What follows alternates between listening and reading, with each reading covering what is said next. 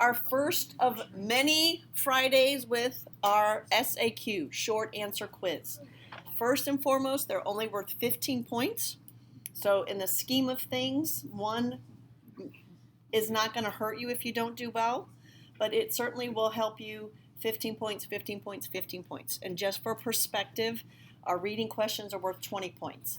So this is not intended to be something that hurts your grade, because again, one of the things about this class is that we have to practice, practice, practice.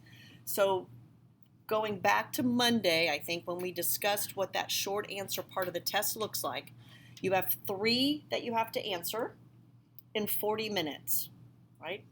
Which is about 13 minutes for each one, right? About 30 minutes. Okay, so I will get you eventually, and I'm still going to probably stick to that, trying to do it in 10 minutes. I'll give you a few extra minutes to finish your thoughts, but always if I'm stretching you to 10, that 13 minutes is going to seem like a much longer time period. There are actually 4 questions on the test. Question number 1, you have to answer. Question number 2, you have to answer. And then question 3 and 4, there is a choice of. You pick whichever one you can answer the best. There are no points given for picking one that you think is harder. There's no extra points given for choosing the one that the least amount of students answer. And traditionally, there is always one that everybody picks, just because it's one that everybody knows. So you don't get any points. For SAQs on the exam, each one is worth 3 points because there's A, B, and C. So the max points that you can get out of the SAQ is 9 points. To pass, you need to hit at least 6. So that means you can get 3 A, B, and C correct and move out of there with the possibility of getting a 3. Or what will happen is traditionally A and B are more comprehensive knowledge-based questions. C is the one where you have to do the upper level thinking. So you can get A and B for 1, A and B for 2, and A and B for either 3 or 4, and still get your 6 points and not answer and not get a right answer for those upper level thinking. Your goal, and what we're shooting for, because this is something we can practice and practice and practice, is that you come out of there with all 9 points. That's the goal, because these are things that you can really do well on if you know the content. I can't make you memorize content. I can certainly be at the point where you could do these things in your sleep, backwards and forwards, and know how to do them. So that's what we're working on. The points are awarded, either you have the point or you don't. That's how it's awarded on the exam. You either get it or you don't. So you don't get points taken away if you're writing something really good. Let's say the question is about the Vietnam War, and the first one asks what were some of the reasons that people dissented against the Vietnam War. And you write this really good one about staying out of other countries' sovereign disagreements. The United States should have always stood against imperialism. And then you throw something in there and Vietnam should have never dropped the bomb, which is completely 100% false. Not true. That does not take away from the other 2 correct answers that you gave. Does that make sense? So you're better off writing everything that you think you know about this than holding back because you're not sure that it's not true. So that student would have gotten 1 point because both of those things that they said, staying out of international affairs was one of the reasons, and opposing imperialism. Both of those are correct. Vietnam has never dropped a bomb on anybody. That is completely false, but you would still get the point. So if you think you know something and you're not sure, you should still write it down. The second part of SAQs is the people reading them know that you're under stressful conditions, that you're sitting in a place with a lot of other kids trying to recall facts, and perhaps like this one, let's pretend that this was on the exam. You don't know what it is, but it's about the colonies, that you talked about this way back in August. So there is the understanding that you might get some things incorrect. And we'll talk about that when we flip over what you're allowed to get incorrect. What I always suggest is if you're unsure about a name, that after the name, you say who it is. So if, for instance, I get the president wrong, I'm going to go back to Vietnam. I'm going to get the president wrong, and I'm going to say President Kennedy, who initiated the Gulf of Tonkin resolution.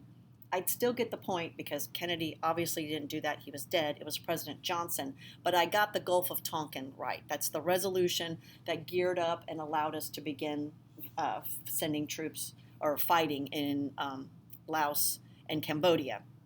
So I got it right. I got the name wrong. So either or, when you are giving people's names, you should always do a comma and describe that person if you're not sure. And that way, I can say, and we can sit around the table and say, oh, the kid got the name wrong, but they got the Gulf of Tonkin, and that's really the point of the question is the Gulf of Tonkin. So make sure you do that. Make sure, and I make you do this because I think it helps you better answer each part of the question. If you write in one big essay, it'll still be graded. You'll still get the awarded points, but it makes the grader and the reader have to look harder and perhaps not give you all the points that you should. That's not going to happen, but just for our purposes, so that you know that you clearly answered A, you clearly answered B, and you clearly answered C, you need to label your answers, A, B, and C. Now, sometimes you'll answer everything in A that was part of it, and that's okay, because they'll still find it and give you and award you the points. And then, secondarily, if you get all the way finished and thought, oh my gosh, I should have done something and added it to A, you can write right down at the bottom, draw an arrow, add this to A. That's the way that this will work. So looking on the back, don't turn it over, we're just looking on the back where it says use blue or black ink for this short answer question. Do not write your name, do not write outside of this box. Do not write outside of the box, because these things are the first thing that as graders were done on a computer. And so the computer will look for inside of that line, and that's really the only thing that shows up on the computer. So please, please try not to write outside of that line. You're not going to put your name anywhere. It's going to be in a booklet. The booklet has your name. This is an old one, but this is what, well, I didn't get this one too. Typically, now what will be on there is like a light Q1, so that you know you're answering question 1 on the right piece of paper. But let's say for whatever instance you are really stressed and you write question 1 on question 2. As soon as that pops up for the reader knows, oh, they answered the wrong one. There's a button to push that says send this to somewhere else. So please don't think that if you mess this up, because I know you don't think it will happen, but it happens more often than you think, that people write the wrong one on the wrong booklet. Because I'm going to tell you, when you get there, you don't have to answer them in order. You don't have to answer question 1, question 2, choice of. If there's one that you know right away, I would do that and get your confidence. Like if you, I'm just going to use for an example, if you did your APUSH song on the progressive movement, and you know everything about the progressive movement, and one of those short answer questions about the progressive movement, I would do that one first, because I don't even have to think about that one, because I know. So you don't have to answer them in order. But however, when you don't answer them in order, there's a bigger chance you're going to kind of maybe put the wrong thing in the wrong place. All right, so let's turn this over now and see what we're going to answer. So there's two parts of what we're looking at. The short answer, that's the directions that you get from the College Board. That will be on there. I put this on there every single time so that you don't even have to read the directions anymore when you get started, which I will tell you, not many teachers tell you not to read the directions, but we will look at these so many times, you will not need to know or read the directions. So the College Board gives you read each question carefully and write your responses in the corresponding boxes on the free response answer sheet. So what you will have are 2 sets of booklets, one with the answer, one that you're going to write in. That's why it says you may plan your answers in the exam booklet, which will have all the stuff in it. You can write all in this thing. You're going to put your responses in this thing with, this is the DBQ one. But, so that's what you'll have in front of you, 2 things. Plan your answers in the exam booklet, but your responses in the corresponding boxes on the free response answer sheet will be scored. So anything you put in this, nobody ever sees, right? That doesn't go anywhere. So that's what you get from the College Board. From me, these are my directions. You need to answer with a good, strong paragraph for all parts of this question. Clearly mark your answers A, B, and C. Do not write one giant essay. There should be 3 clearly identified paragraphs of 4 to 5 good sentences. Put everything you know in your answer. Explain, define, analyze. Be specific. So for instance, and I'm going to choose a different one. If we were doing one on mercantilism, at some point, if you're asked about mercantilism, there better be a definition of mercantilism in your short answer response, just so that the reader knows, I know where this is at. I know what this definition means. All right, so this is one of the ones that would probably be one of your required SAQs, is a comparison. So a comparison, the second one would probably be 2 different prompts that are talking about the same thing but have completely different viewpoints. So like if we're talking about Native American Indians, one response would say, these people are savages, we need to take them over, they're heathens, they don't deserve the land they get. And the other one would say, these are human beings, they might think differently than us, but they have rights to their beliefs. And then you have to do these things about which ones, interpret that one, interpret this one, find a historical response that matches those types of prompts.